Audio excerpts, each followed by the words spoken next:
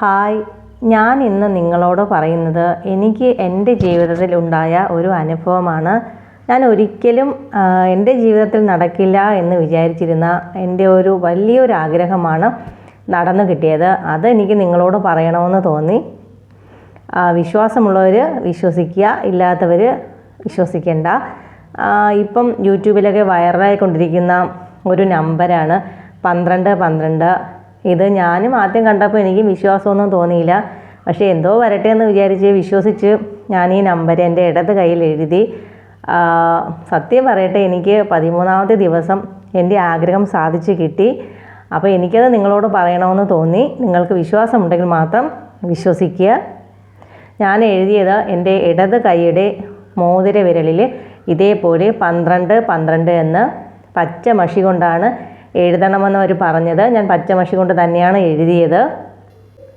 പച്ച മഷി കൊണ്ടോ നീല മഷി കൊണ്ടോ എഴുതാനായിട്ട് പറഞ്ഞിട്ടുണ്ടായിരുന്നു. ഞാൻ പച്ച മഷി കൊണ്ടാണ് എഴുതിയത്.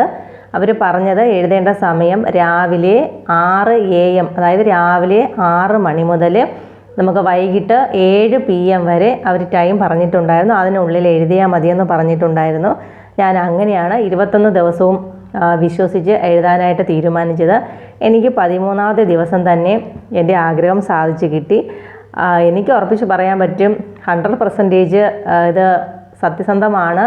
ഇത് നിങ്ങൾക്ക് വിശ്വാസമുണ്ടെങ്കിൽ ഉറപ്പായിട്ടും ട്രൈ ചെയ്ത് നോക്കാവുന്നതാണ്. പക്ഷേ നമ്മളത് വിശ്വാസമില്ലാതെ ചെയ്താൽ ഫലം കിട്ടുമെന്ന് എനിക്കറിയില്ല. പക്ഷെ ഞാൻ ആത്മാർത്ഥമായിട്ട് എൻ്റെ ആഗ്രഹം നടക്കണമെന്ന് മനസ്സിൽ വിചാരിച്ചാണ് ഈ നമ്പർ എഴുതിയത്. അവർ പറഞ്ഞത് നമ്മൾ ഈ നമ്പർ എഴുതി അരമണിക്കൂർ ഈ നമ്പർ മാഞ്ഞു പോകാതെ സൂക്ഷിക്കണമെന്ന് പറഞ്ഞിട്ടുണ്ടായിരുന്നു. അരമണിക്കൂറിന് ശേഷം അത് നമ്മൾ വേറെ എന്തെങ്കിലുമൊക്കെ ജോലി ചെയ്യുന്ന സമയത്ത് മാഞ്ഞു പൊയ്ക്കോട്ടെ എന്ന് പറഞ്ഞു. ഞാൻ അതേപോലെ ചെയ്തതാണ്. ഈ നമ്പർ ഒരു അത്ഭുത നമ്പറാണ് എന്നാണ് ഞാൻ വിശ്വസിക്കുന്നത്. 21 ദിവസവും നമ്മൾ മുടങ്ങാതെ തന്നെ എഴുതണം. ഇതിനിടയ്ക്ക് നമ്മൾ മറന്നു പോവുകയാണെങ്കിൽ ഒന്നേന്ന് എഴുതി തുടങ്ങണം എന്നാണ് അവർ പറഞ്ഞത്.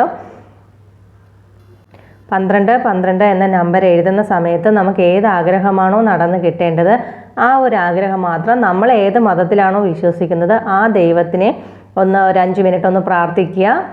ഏത് മതമായാലും കുഴപ്പമൊന്നുമില്ല. ഏത് മതക്കാർക്കും വിശ്വാസമുണ്ടെങ്കിൽ ചെയ്യാവുന്നതാണ്. ഈ നമ്പർ എഴുതുമ്പോൾ നമ്മൾ പ്രത്യേകിച്ച് വ്രതങ്ങളോ കാര്യങ്ങളോ ഒന്നും നോക്കേണ്ടതായിട്ടൊന്നുമില്ല. വിശ്വസിച്ച് നമ്മൾ എഴുതിയാൽ മാത്രം മതി. ഈ നമ്പർ എഴുതിയിട്ട് നമ്മളിപ്പോൾ എല്ലാവരോടും പറഞ്ഞ് നടക്കേണ്ട കാര്യമൊന്നുമില്ല.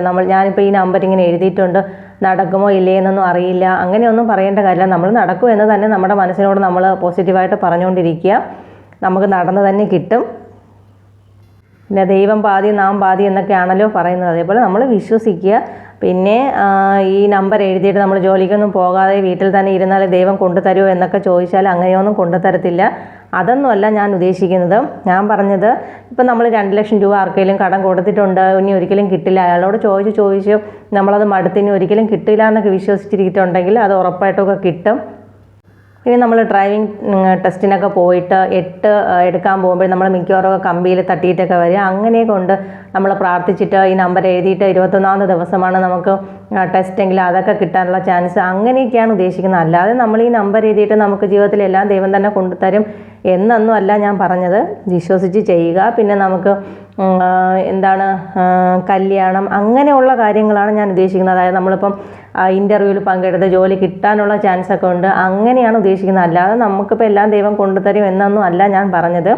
ഞാൻ ഈ നമ്പർ ട്രൈ ചെയ്ത് നോക്കി, എനിക്ക് അതിൻ്റെ ഫലം കിട്ടി. അതുകൊണ്ട് ഞാൻ നിങ്ങളോട് പറഞ്ഞു, നിങ്ങൾക്ക് ഇത് വിശ്വാസമുണ്ട്, വിശ്വസിച്ച് മാത്രം ചെയ്യുക. നിങ്ങൾക്ക് വിശ്വാസം ഉണ്ടെങ്കിൽ മാത്രം ചെയ്യുക.